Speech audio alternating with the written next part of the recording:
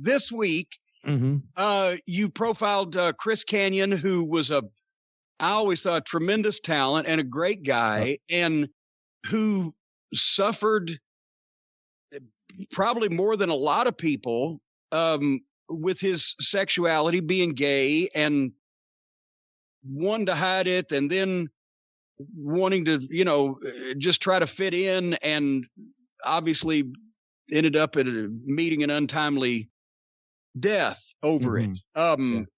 What did you find out when I know you talked to Jim Mitchell? He was one of Chris's good friends at the time. When I was bringing Mitchell up from Smoky Mountain, right? Wasn't he? Yeah, from South Carolina for Smoky Mountain. The reason was because Chris Kanyon lived there also, and he had actually told me, yeah, there's this guy in town. He's a manager, because I was looking for a manager for the fucking Mummy. And don't ever ask to do the dark side on the Mummy. Oh, please. So they used to come up together, but I think Mitchell was working in a furniture store or something down there at the time. And they would ride together, and they were good friends. So you got his insight and some other people, but a little bit on the Kanyon show. Yeah, well, just right off the top with Jim Mitchell there, I mean, literally low-key one of my favorite interviews of this half of the season. I definitely remember him from being, when I was a kid in WCW, and, his interview just leaps, out of the screen. He's so captivating, so huge heart, super, super emotional. The last act of the Kanyon show, I think is one of our most emotional, so warning, in terms of, he really, it's just, their relationship was something their friendship over the years and how close they were was something that I didn't know going into this story at all. And that, I think, is just one of the more heartbreaking aspects of the story in terms of, what Chris Kanyon was going through, and a lot of the mental health issues he was dealing with, bipolar and things like that. And their whole saga of what, their friendship went through from the early days all the way until the unfortunate end is really one of the more kind of sobering aspects of that episode. But for me personally, I don't know what story he tells. I haven't seen a preview of this, but Mitchell had told me once, just when we were talking about Chris, that he told me how he kind of found out that he was gay. Yes. And Kanyon was like, Harv, no, it's not what you think. No, I don't care, dude. I'm not, no, it's not. It was that type of thing where he was just really freaked out about anybody knowing. Well, I can, spoiler alert, but one of the stories that he tells in the episode is he talks about how Kanyon was moving houses. Yeah. And one of the movers, I can't remember, it was like a family friend or something, was helping somebody, move Kanyon's stuff. And the guy tripped and the box fell open and all this gay pornography, splashed everywhere. Yeah. And then Kanyon called Jim Mitchell and said, look, this is what happened. I need you to cover for me and say it was a rib. This is your stuff. And all that, and hey, homophobia is something that is, especially at that time, is something prevalent in all sports.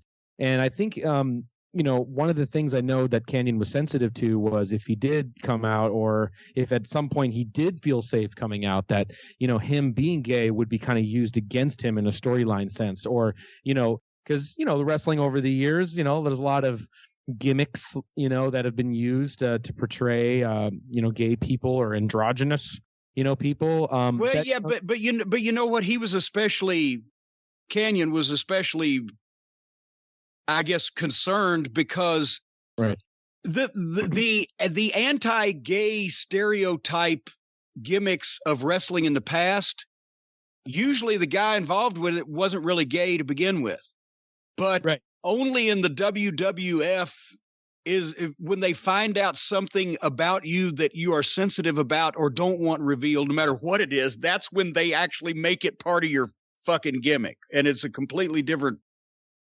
atmosphere there than it has been in a lot of other territories.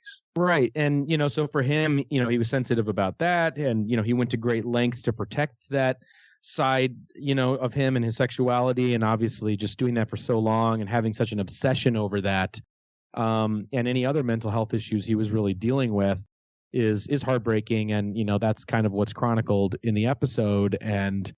But, on the flip side, me personally growing up, being a WCW Nitro fan, watching Kanyon, I'll never forget being in school and my friends always saying when Mortis, would show up and you'd see a Mortis match, you could always bet that you were going to see a move that you've never seen before. And I remember that as a kid and watching, anytime Mortis would show up or later Kanyon and wrestle, you were going to see some moves or some maneuvers that you had never seen. And that was always really exciting to me. And of course, as a kid, I ate up the Blood Runs Cold Glacier and the Mortis. And, I was playing Mortal Kombat. And so that was really cool to me. And whose blood ran the coldest? The people in WCW got the bill for those graphics. I know. That's the blood drained from their bodies. But but you know what?